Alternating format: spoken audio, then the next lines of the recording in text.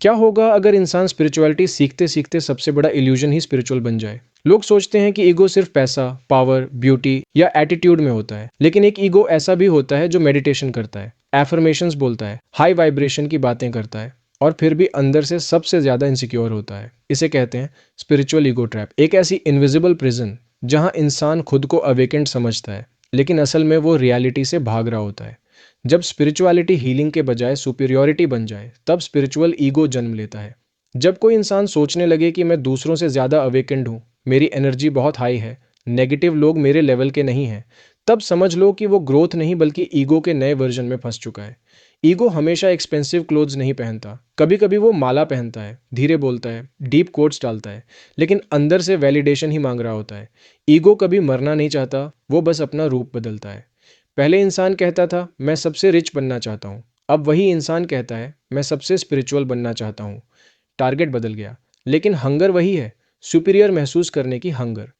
Spiritual ego का सबसे dangerous symptom है फेक पॉजिटिविटी।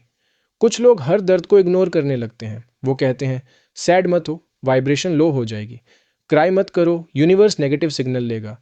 लेकिन रियलिटी ये है कि इमोशन को दबाने से हीलिंग नहीं होती, बस अंदर प्रेशर जमा होता है।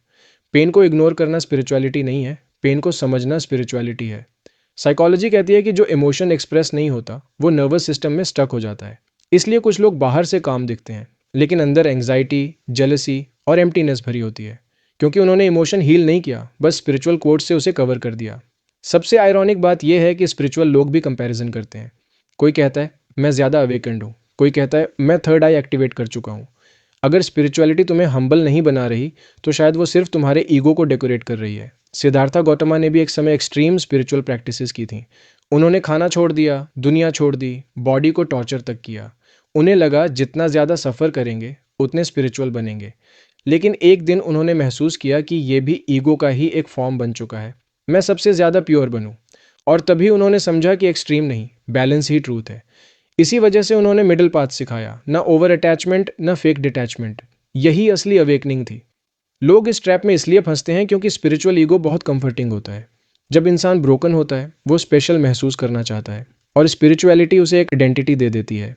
तुम चोजन हो, तुम अलग हो, बाकी लोग सो रहे हैं। धीरे धीरे हीलिंग की जगह सुपीरियॉरिटी आ जाती है। ह्यूमन ब्रेन को लेबल्स पसंद है, क्योंकि लेबल्स सर्टेनिटी देते हैं।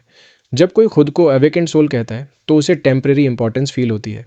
लेकिन सच ये है कि रियल स्पिरिचुअलिटी आइडेंटिटी को लाइटर बनाती है, हैवियर नहीं। रियल स्पिरिचुअलिटी लाउड नहीं होती, वो प्रूव नहीं करती, compete नहीं करती, हर समय हाई वाइब्रेशन दिखाने की कोशिश नहीं करती।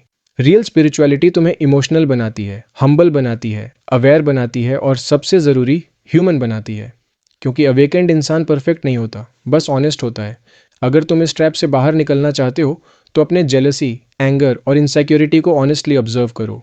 हर स्पिरिचुअल एक्सपीरियंस को सोशल मीडिया पर मत डालो। कुछ ग्रोथ प्राइवेट रहने दो। क्राई करना वीकनेस नहीं है, फियर फील करना लो वाइब्रेशन नहीं है। रियल अवेकेंड लोग रेयरली अनाउंस करते हैं कि वो अवेकेंड है। खुद को नेचर, फैमिली और रियलिटी से कनेक्टेड रखो, क्योंकि स्पिरिचुअलिटी का मतलब दुनिया से भागना नहीं बल्कि दुनिया को और गहराई से समझना है। सबसे डेंजरस ईगो वो नहीं जो कहता है मैं सबसे पावरफुल हूँ।